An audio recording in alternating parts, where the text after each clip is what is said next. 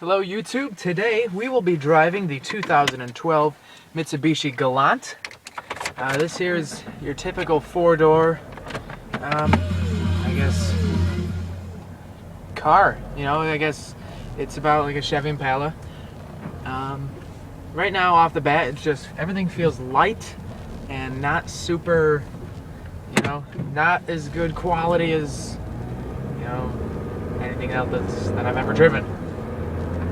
I got my foot in the floor right now, and we're not getting a ton of response. It's not bad. All right, we just got up to 60 here. You know, it drives fairly smooth. It has a sport shift mode here. You go forward for going up a gear or down, going down a gear.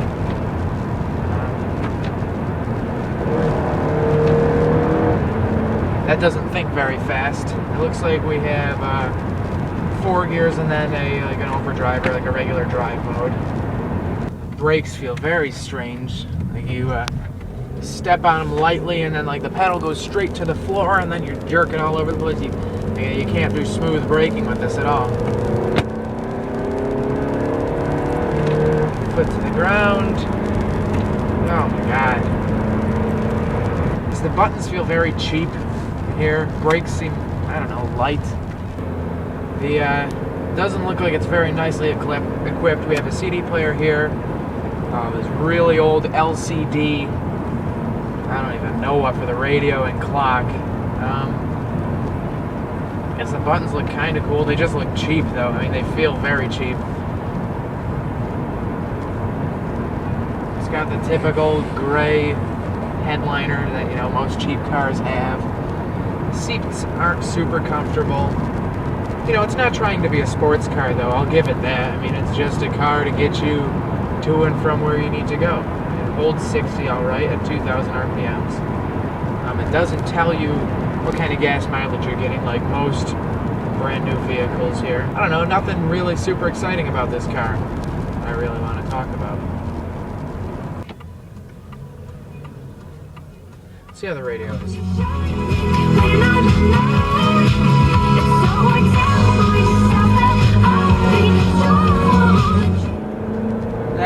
Alright radio. I mean, I got my foot in the floor. I've had it there for 6-7 seconds and I'm at like 40. So we're not breaking any land speed records here. I mean, 4-cylinder. Seems like a pretty big car to have a 4-cylinder. I mean, I like power, so that's my thing. Like, I don't mind a 4-cylinder, and like the Fiat that I drove a few weeks ago, I mean, the car was light enough where that was plenty of power. And soon I hope to be testing out the Abarth. We'll see how things go out. This is based off of a Dodge Avenger, you know, same engine I guess, but I've driven one of those too. And I don't know if it's paired up to the transmission differently or if it weighs a little bit different or what, but that feels like it's a lot more exciting to drive than this car here. I mean, the outside styling of the Avenger is a lot nicer. It's a fairly smooth ride, I guess. It's got a pretty terrible sounding exhaust note. You know, you don't see many of these cars around, probably because they're pieces of garbage. You know, there's so many other better vehicles you could buy. I mean, for the same price, you could be getting a I don't know, probably a year-old Ford Fusion, or maybe a new base model. I gotta look up the exact price for this. I'll let you guys know in the description of the video. I'll put the engine size and horsepower and stuff like that in there. I would say probably this is maybe around 18,000 or so. I mean, this has got to be the base. Oh, wheel spin? No, never mind. That's a transmission. No wheel spin here in this vehicle. There's no auxiliary port for the radio. While we're at a stoplight here coming up, I'll show you guys the front. There's this here. Got the Mitsubishi boring little gauge cluster. Yeah, there's that crummy looking radio thing down here. Just always wish that these sport shift transmissions were a little bit more responsive.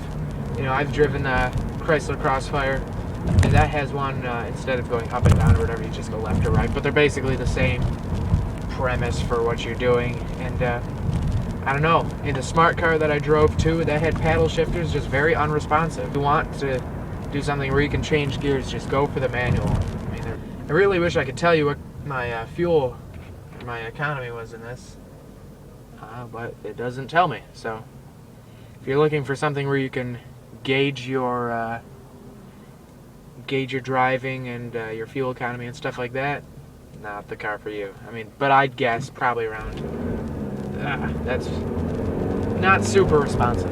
I would guess maybe around 30, high 20s. I'm not even sure. I mean, it's a Chevy Impala size car. It's not like it's a Focus or Fiesta where you're going to be getting 40 miles to the gallon. I don't know what this gets on the highway. I'll take a look on fueleconomy.gov and post that in the description too for you. This car is definitely not built to last. I mean, everybody says like Japanese cars are the way to go for if you want a car that'll last you 200,000-300,000 miles, but I don't think this car is going to be making it. I guess the point, my final verdict on this, if you're going to buy a car, why would you spend the money on this, something this boring? There's nothing that jumps out at you. It's not fast. It's not fun. You know, steering's slushy. I don't know. I just don't think there's so many better cars out there for like a mid-size sedan. Back seat looks boring. You know, spend that extra $1,000 or so for the American version of the Dodge Avenger. You know. All right, my final verdict: stay away. This, yeah. You know, it just feels like the typical rental car.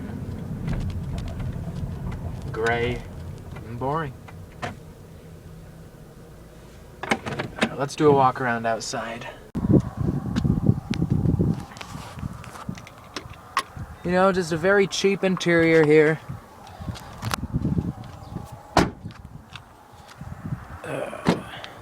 The doors make a very cheap sound when you open them. We got the seats.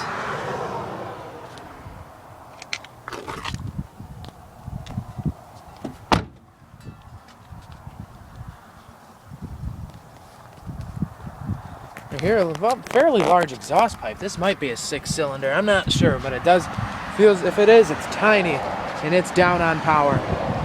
One thing this has looks like 15-inch rims. Those might even be 14-inch. I don't know. Can't tell. Not the coolest car I've ever seen.